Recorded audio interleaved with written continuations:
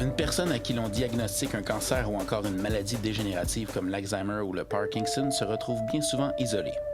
Lorsque l'un de ses proches choisit de lui venir en aide quotidiennement, ce dernier entre également dans cette bulle de solitude. La famille et les amis de l'aidant et de l'aidé les délaissent tranquillement jusqu'à ce qu'il se retrouve isolé et sans aucun soutien.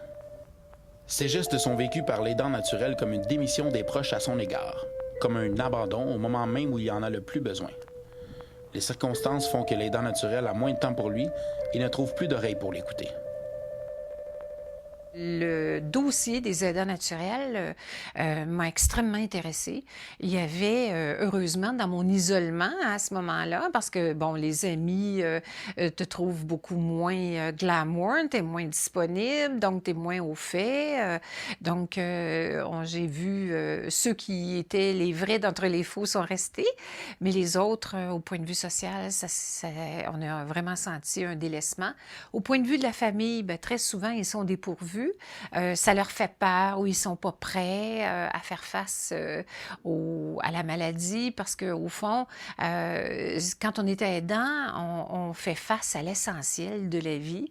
Autant qu'une mère va connaître ce que c'est le début de la vie, le début du cycle, ben nous, on connaît la fin de vie, la fin du cycle. On peut être aidant naturel, on peut être parent, mais d'être parent et aidant naturel, c'est une tâche gigantesque.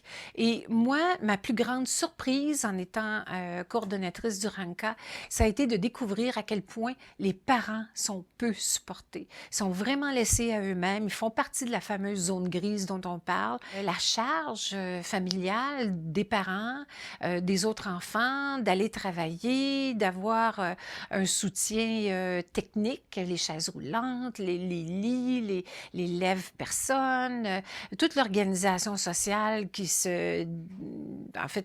s'annule. Ces parents-là sont toujours tout seuls, ils ne sont pas invités nulle part, ils ont de la difficulté à trouver des gardiennes de confiance.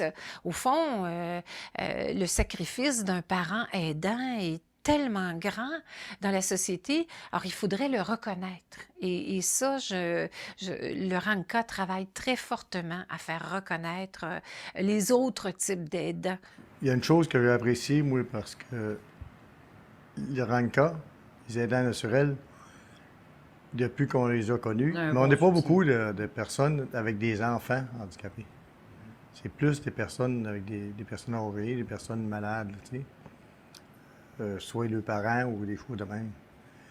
Mais c'était le fun parce que il était là puis il nous encourageait où vous avez pas de place puis tout ça. On a continué à y aller, malgré des fois on se sentait pas tellement à l'aise dans le groupe, là, mais en tout cas, on a continué à y aller. Puis c'est plaisant. Juste le fait de rencontrer des gens qui ont qui ont des personnes handicapées comme un peu dans notre genre, c'est juste le fait d'en jaser, des fois, ça soulève un peu le... On se sent pas tout seul. On se sent pas tout seul.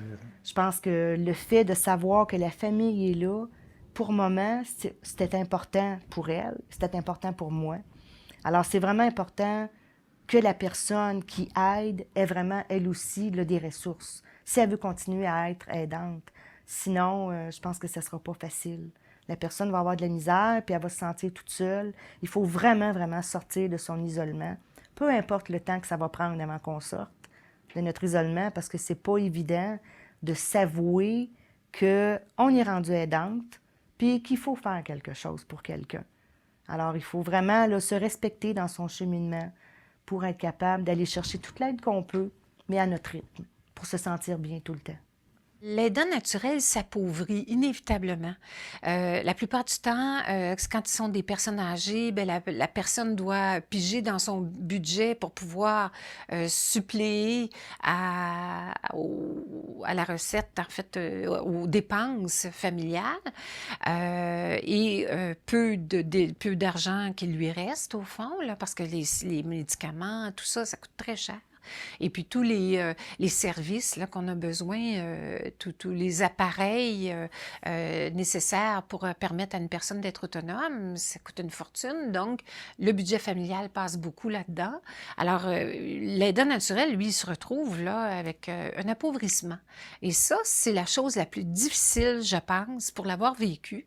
C'est la chose la plus difficile. Là, on devient dans la simplicité volontaire au tout début. On dit, bah oui, je vais me passer de ci, je vais me passer de ça.